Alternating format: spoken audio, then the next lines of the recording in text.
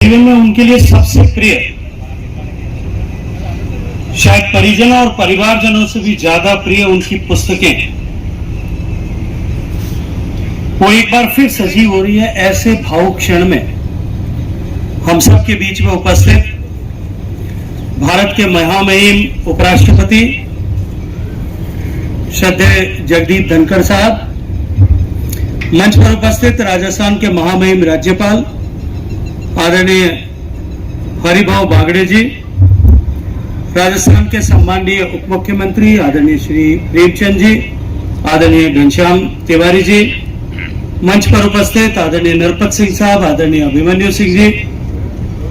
सामने बैठे हुए, यदि मैं यहां से शुरू करूं, जीजा से लेकर के पीछे अंतिम पंक्ति में बैठे हुए सभी लोग,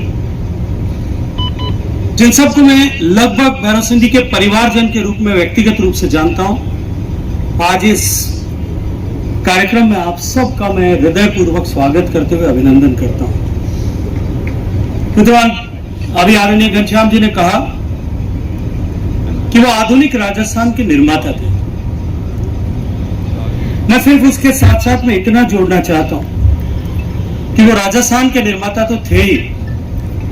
लेकिन राजस्थान के राजनीतिक परिदृश्य में आज जितने लोग दिखाई देते हैं उनमें से बहुत सारे लोग ऐसे होंगे, पक्ष में विपक्ष में ऐसे होंगे, जिन्होंने एक शिल्पकार की तरह अपनी उंगलियों से जिनका सृजन किया, आज जिस मुकाम तक पहुंचे उस मुकाम तक ला करके खड़ा करने में उन्होंने अपनी प्रेरणा से, अपने व्यक्तित्व से, अपने कृतित्व से, अपने शब्दों से रात दिन से खा करके ऐसे लोगों की एक श्रृंखला खड़ी की। मेरे लिए आज अत्यंत भावुक क्षण है।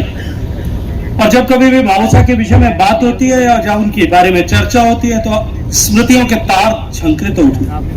अनेक तरह की स्मृतियां, अनेक तरह की बातें, अनेक तरह के उद्धरण, अनेक तरह के संस्मरण, अनेक तरह के प्रसंग, और उस पर उनका बुद्धि कौशल, उनकी चातुर्य, उनका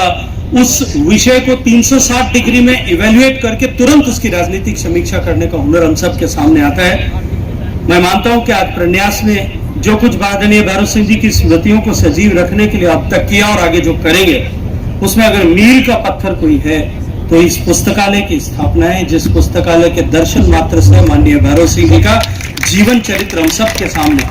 क्योंकि हम सब लोग ऐसे लोग हैं जिनका निर्माण भैरव सिंह जी ने किया, लेकिन भैरव सिंह जी को भैरव सिंह जी बनाने में जिन किताबों का योगदान था, उन किताबों को आज मूर्त रूप देकर के इस लाइब्रेरी के रूप में, पुस्तकालय के रूप में फिर सजीव किया है। लगता है जैसे भैरव सिंह जी का चरित्र एक बार, उनका व्यक्तित्व एक बार फिर मूर्त रूप में हम सबके सामने खड़ा है। मैं कार्यक्रम में समय की सीमा को समझते हुए आप सबका एक बार फिर हृदय पूर्वक अभिनंदन करते हुए, माननीय राष्ट्रपति महोदय का